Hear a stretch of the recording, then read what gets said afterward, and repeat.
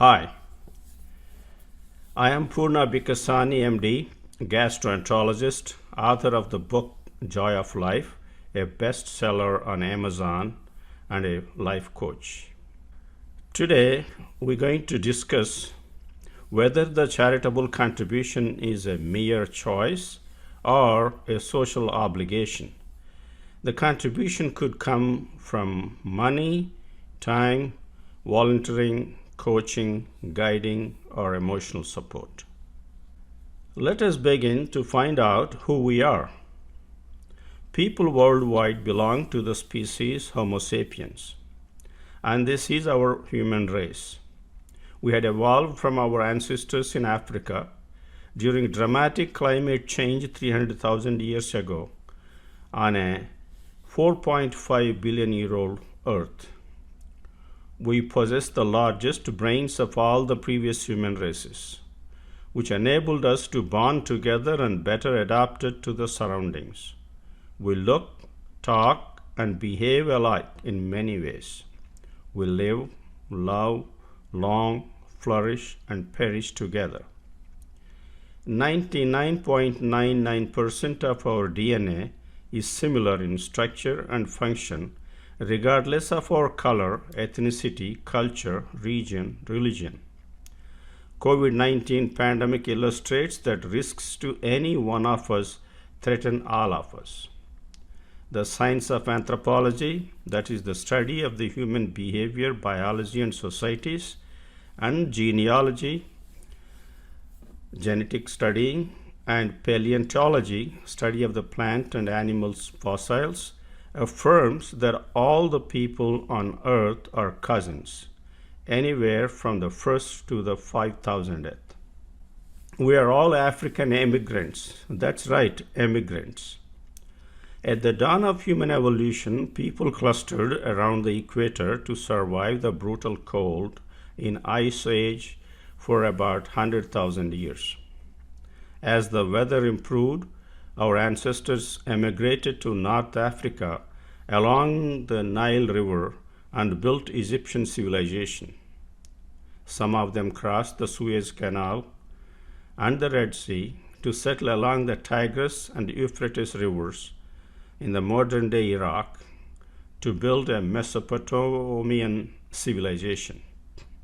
And yet others traveled along the coastal line of Yemen and Oman on the Arabian Sea to Indus Valley in India, and to the Yellow River Belt in China to create respective civilizations. Origins of humanity and diversity. Human diversity such as color, ethnicity, culture, custom, and nationalities had evolved during ancient civilizations. Long distances and massive oceans isolated them without modern infrastructure and communication tools. So each ancient civilization had evolved adaptively to the local conditions. Charles Darwin called this phenomena a natural selection. Categorizing a people into different races based on skin color or ethnicity is no longer tenable. We are one human race, Homo sapiens. The human diversity is a thing of beauty. It shouldn't be a cause for conflict. The world had witnessed brutal wars from regional, religious, cultural, and political conflicts. Knowing what we know now, conflicts based on our diversities don't make sense. Moreover, the modern world offers abundant opportunities for everyone to live, love, and enjoy life. Diversity is a thing of beauty. It shouldn't be a cause for conflict. Indeed, it is a source of strength for the common good. We should adore, enjoy, celebrate the variety and spice of life. Life isn't fun if we were all alike in every aspect. We share nature and the universe. We share the resources, nature, air, water, environment on earth and universe. We share intelligence and skills to get through the natural calamities and disasters such as floods, fires, tsunamis, and earthquakes, etc. Our survival and progress are predicated on sharing our intelligence, skills, and tools since the dawn of humanity. We share the national wealth, health benefits, libraries, liberties, highways, and byways equally. We share a lot more common assets than we struggle to garner for ourselves. Sharing and caring is an essential human trait. The current COVID-19 pandemic illustrates the value of sharing and caring for the safety and security of humanity. We are independent beings. People are pro-social, so we build strong bonds in family, friends, associations, communities. We need each other for love, live, earn, share, cement, and enjoy emotional and psychological well-being.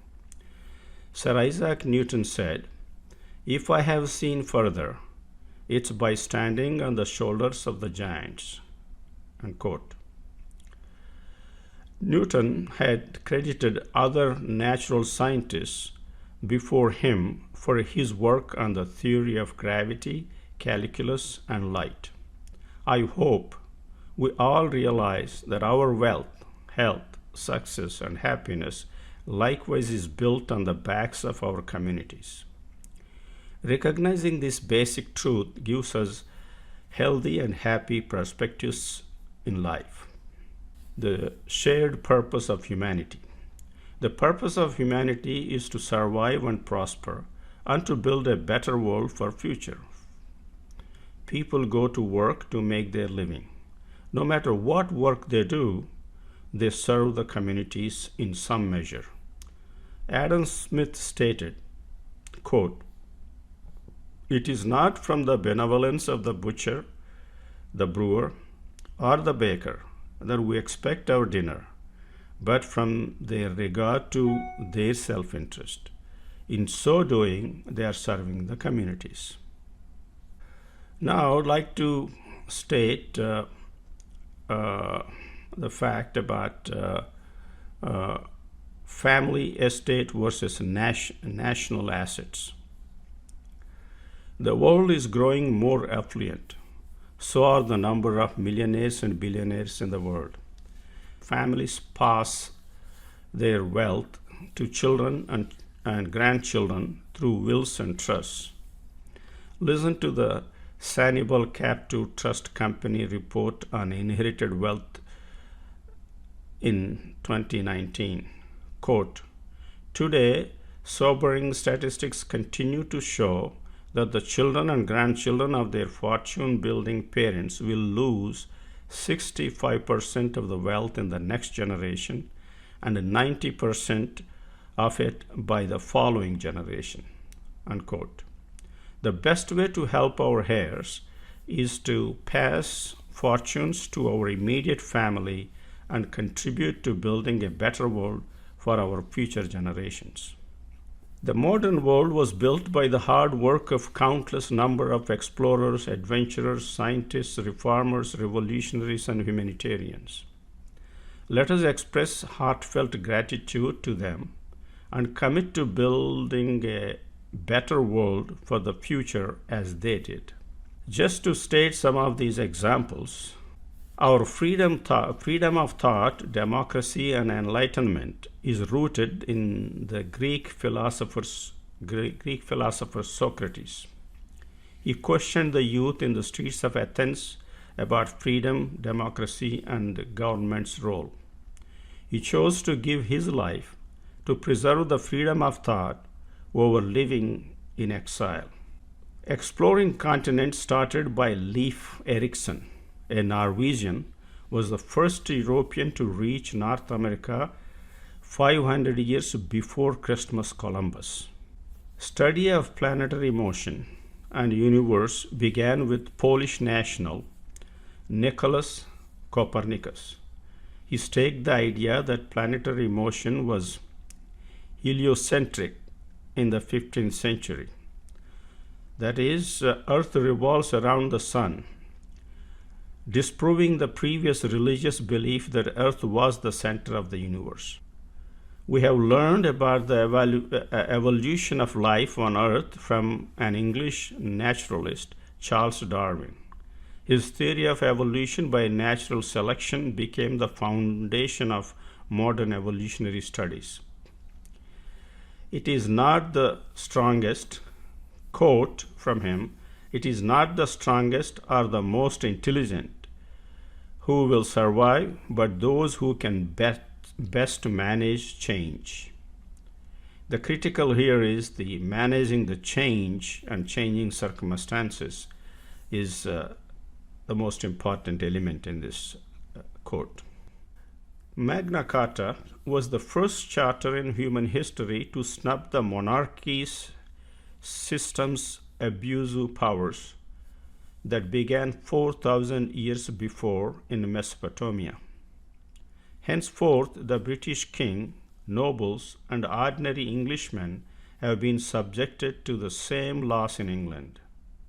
The Age of Enlightenment, also known as the Age of Reason, was an intellectual and philosophical movement in Europe during the 17th and 19th century that advanced democracy, freedom, and equality. The French Revolution took down the monarchy and established a republic with citizens' rights to commoners. The three main goals of French Revolution were liberty, that is, natural rights and freedoms; equality, where everybody would be equal in the eyes of the government; and fraternity, where everyone would get along and respect each other's rights. All these examples I had given because this is how this modern world is built, and that's what we have been enjoying it in our lives. Therefore, we should understand that the world that we live and enjoy is built by our ancestors, and we owe them a gratitude. And to say that we will do the things that they have done for us. Now, let us look at the benefits of charity as such. Charitable giving produces the physical, psychological, and emotional well-being of the giver and taker. Interestingly, the giver and taker share heartfelt gratitude. Giving promotes a robust immune system in your body, lessens body pains and aches, reduces blood pressure, improves sleep, and provides further intentions to give more often. Scientific studies have shown that givers live long. Besides being happy and healthy, people who start giving in their 20s and 30s gain 8 years, and those who start giving in their 70s gain 2 more years to their lives. If you would like to learn how to apply these concepts in more detail, please check out my best-selling book, Joy of Life, on Amazon. 100% of the proceeds from this book are donated to Awareness USA, a non-profit here in the United States. We help educate underprivileged students from low-income families from rural areas and also inner cities, ensuring that they make it to the college one day.